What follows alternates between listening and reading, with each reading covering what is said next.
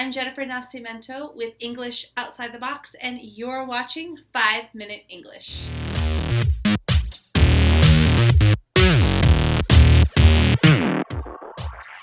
If you're new, welcome to my online video series. If you're a regular student, then welcome back. 5-Minute English is a weekly video series to help you improve your English skills. When you subscribe, you won't miss a weekly lesson, which means you will continue learning and improving your English skills. Let's get into it. Today's a very exciting lesson for me because we're talking about being pregnant. Yep, surprise! Today we're talking all about the baby bump and common language you need for talking about pregnancy. So let's begin. We're going to start with ways to say, I'm pregnant. There are many expressions and informal ways to say I'm pregnant. And these are the most common ways to say it. I'm expecting, I'm having a baby, I've got a bun in the oven, especially I'm expecting. There are some other informal ways to say it. For example, I'm preggo. And a slightly rude way could be I'm knocked up. I wouldn't recommend using this in formal situations or with people who are not your friends or family. When you're pregnant or when you're talking to somebody who's pregnant, there's a lot of common questions that are asked that you should learn if you want to communicate in English effectively. So now we're going to look at some common questions and answers during pregnancy. The first one is to ask how pregnant someone is. We use the question, how far along are you, to ask how many weeks or how many months someone is pregnant.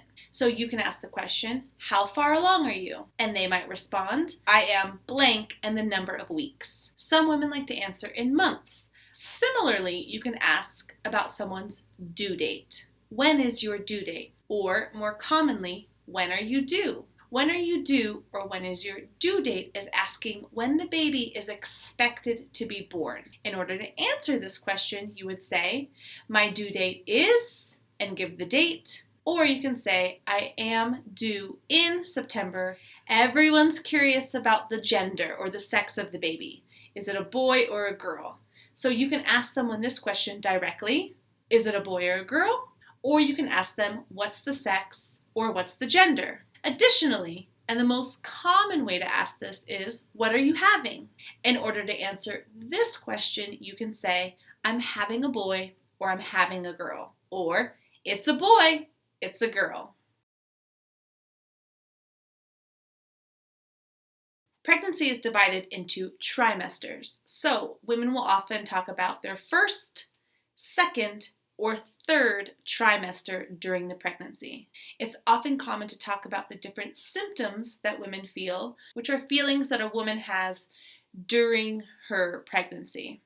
For example, a common symptom in the first trimester is morning sickness, or the feeling of discomfort in the stomach and sometimes vomiting or throwing up that happens in the very beginning. There are a lot of symptoms throughout pregnancy, and I talk about some of the most common ones on the blog. Now that the baby's here, it's time to give congratulations. So what do you say to the new parents? You can simply say, congratulations. To send your best wishes, you can also say, I send my best wishes, or I send my well wishes. You can also relay or give a message by saying, hey, give them my best or well wishes. All right, we're almost out of time, but there's still some vocabulary, sentence examples, and practice that I want to give you. So now is the time that you can head over to the blog, if you're not there already, to read some additional vocabulary. Some of the vocabulary on the blog that I'm not going to cover in this video: doctors, midwives, doulas, and what's the difference? After the pregnancy, it's time to have the baby. Labor. Delivery. We'll also talk about baby showers, baby moons, and epidurals. To learn about this common vocabulary related to pregnancy, head over to the blog now. And remember, you can always continue learning with me, Jennifer, and English Outside the Box. In addition to these 5-minute English videos on YouTube, I teach English every day on Instagram. You can find me at JenESL760. I also give online Skype lessons. We can practice conversational skills or more advanced topics like TOEFL and academic test preparation, pronunciation, or more advanced grammar. You can learn more about Skype lessons on my website, www.englishoutsidethebox.com/learnenglish. Finally, if you want this lesson and more sent directly to your email inbox, then you can sign up to receive my Tuesday 2. Do you want to be a newsletter subscriber? Every Tuesday, I send 2 English lessons to help them improve their English. It's easy and it's free. All you need to do is sign up with this link here. I wish you a great week, and until next time, happy studying. Don't forget to subscribe. You can click on the subscribe button here to get access to all of my videos, or click on 5-Minute English to access the full 5-Minute English playlist.